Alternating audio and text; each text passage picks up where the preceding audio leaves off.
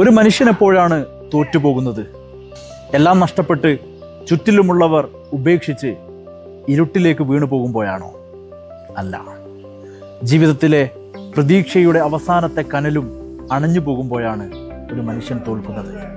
എന്നാൽ ആ ഇരുട്ടിലും സ്നേഹത്തിൻ്റെ അല്പം വെളിച്ചം ആ മനുഷ്യനിലേക്ക് നീട്ടാൻ ആരെങ്കിലും ഉണ്ടെങ്കിൽ അവൻ ജീവിതത്തിൻ്റെ മണ്ണിൽ നിന്ന് വിണ്ണിലേക്ക് നടന്നു കയറും.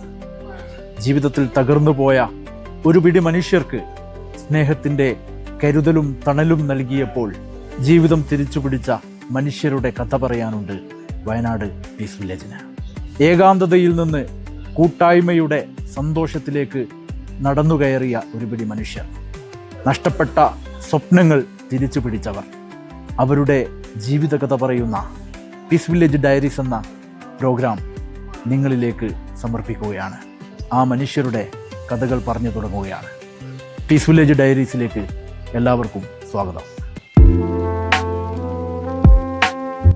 എനിക്കിപ്പം ഉള്ളത് പീസ് വില്ലേജിലെ മനുഷ്യരെ പീസ് വില്ലേജിലേക്ക് ചേർത്ത് വെച്ച പീസ് വില്ലേജിൻ്റെ തന്നെ കുടുംബനാഥനായ അബ്ദുക്കയാണ്. അബ്ദുക്ക, നമ്മൾ മനുഷ്യരുടെ കഥ പറഞ്ഞു തുടങ്ങുമ്പോൾ രാമനപ്പാടിൻ്റെ കഥ പറഞ്ഞു തുടങ്ങാമെന്ന് തോന്നുകയാണ്. മരത്തിൽ നിന്ന് വീണ് നട്ടലൊടിഞ്ഞ് എല്ലാം നഷ്ടപ്പെട്ട് നിൽക്കുന്നൊരവസ്ഥയിലാണ് രാമേട്ടനെ നമ്മൾ ഏറ്റെടുക്കുന്നത്. രാമനപ്പാട് എന്നാണ് പീസ് വില്ലേജ് അദ്ദേഹത്തെ വിളിക്കുന്നത്. രാമേ ആണ് പേര്. പീസ് വില്ലേജിൽ അദ്ദേഹം എത്തുന്നത് ശരിക്കും 2022 2022 മീനങ്ങാടി ഗ്രാമപഞ്ചായത്തിൻ്റെ പരിധിയിൽപ്പെട്ട അപ്പാട് എന്ന പ്രദേശത്തെ ഒരു ഉന്നതിയിലെ ഗോത്രവർഗ ഉന്നതിയിലെ ഒരു സ്ഥിരതാമസക്കാരനായ ഒരു 56 വയസ്സുള്ള ഒരാൾ, അതാണ് രാമേട്ടൻ്റെ.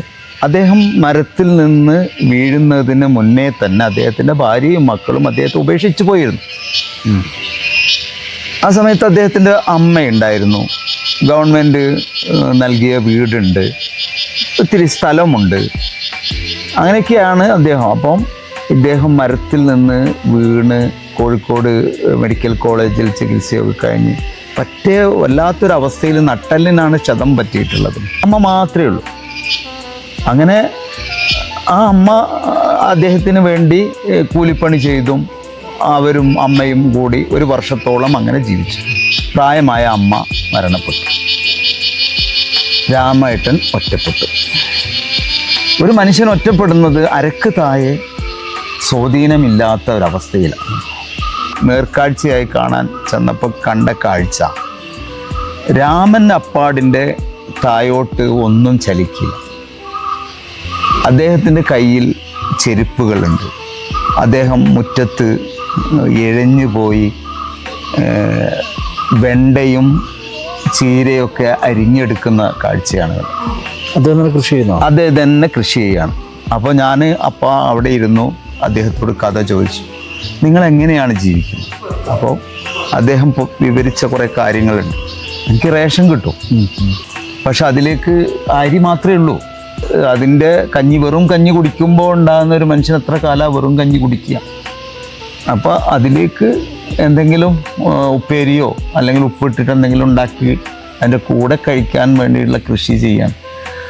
അപ്പോൾ ആ ഒരു അവസ്ഥയിലാണ്. അപ്പം അദ്ദേഹം അവിടുന്ന് പറയാണ്, എനിക്ക് സുരക്ഷിതമായ ഒരു സ്ഥലം എവിടെയെങ്കിലും കിട്ടുകയാണെങ്കിൽ, എനിക്ക് കഴിക്കാൻ ഭക്ഷണം കിട്ടുകയാണെങ്കിൽ, എന്നെ ആരെങ്കിലും സംരക്ഷിക്കുകയാണെങ്കിൽ എന്ന് പറയും.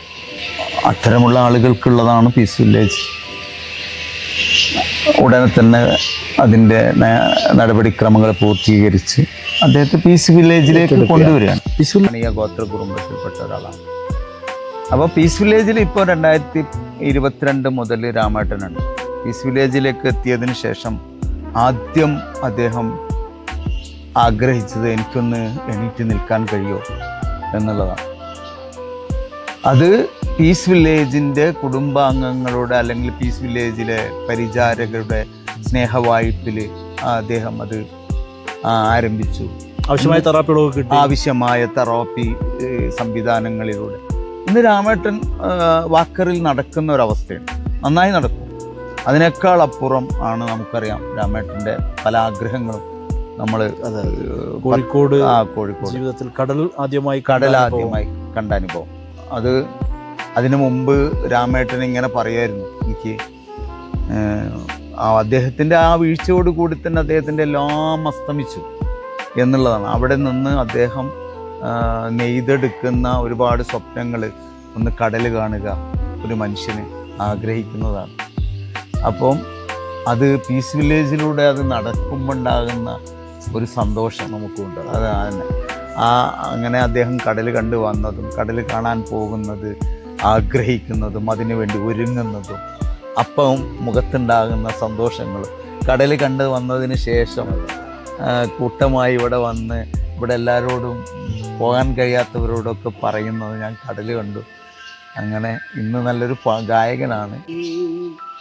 ആയിലെ കണ്ടെടുത്താൽ പുതാമുത്തേ മുത്തുമാല വർണ്ണപ്പൂവായി വിളയാടി ചിന്ന തമ്പീസപ്പാട്. നമുക്ക് ഒരു ട്രാൻസ്ഫോർമേഷൻ, ഒരു മനുഷ്യന് ഏത് തലത്തു നിന്ന് എടുത്ത് കൊണ്ടുവന്ന് ഇന്ന് ഇങ്ങനെ ഇത്രയും സന്തോഷത്തോടു കൂടി ആ ഒരു ട്രാൻസ്ഫോർമേഷന് ഉണ്ടാകുന്നുണ്ടല്ലോ. അതാണ് തീർച്ചയായിട്ടും ആ ഒരു അവസ്ഥയിൽ നിന്ന് നമ്മൾ ഒരവസ്ഥ ഏറ്റെടുക്കുന്നു. പക്ഷേ പീസ് വില്ലേജിന്റെ തണലിൽ അവർ പുതിയൊരു ജീവിതത്തിലേക്ക് എത്തുന്നു. എല്ലാ അവരും പങ്കുവെച്ചിട്ടുണ്ട്. ഇപ്പൊ ഉന്നതിയിൽ നിന്ന് വന്ന പരിചാരകരും അന്നത്തെ പീസ് വില്ലേജിൽ അവരെ എത്തിച്ച ആളുകളൊക്കെ ആ സന്തോഷം നമ്മളോട് മുമ്പ് പറഞ്ഞിട്ടുണ്ട്. അദ്ദേഹത്തിന്റെ ജീവിതത്തിൽ ഏറ്റവും പ്രധാനപ്പെട്ട, നേരത്തെ അബ്ദുക്ക സൂചിപ്പിച്ചൊരു കാര്യമുണ്ട്. പിന്നെ അമ്മയ്ക്ക് വേണ്ടി ആണ് സത്യത്തിൽ ഇദ്ദേഹം അമ്മയെ സംരക്ഷിക്കുക എന്നുള്ള ഒരു പോയിന്റിൽ അവിടെ അമ്മ ഒറ്റയ്ക്കാണ്, അമ്മയുടെ കൂടെ നിൽക്കണം. അതവിടെ ഇതാവുകയും ചെയ്തു. അമ്മയ്ക്ക് വേണ്ടി നിന്നു.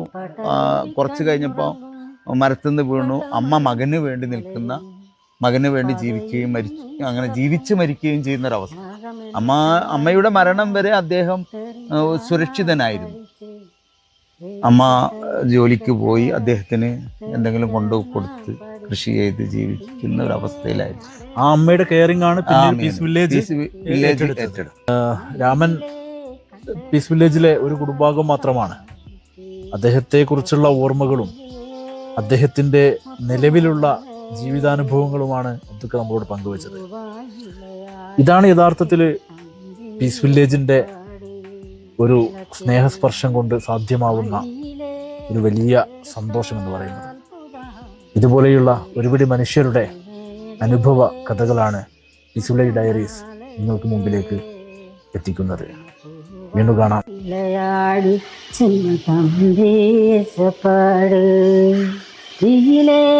அடை வந்த வானத்தும் விளக்கே அழியிலே கண்டெடுத்தால் புதாரி முத்தே முத்துமாலை.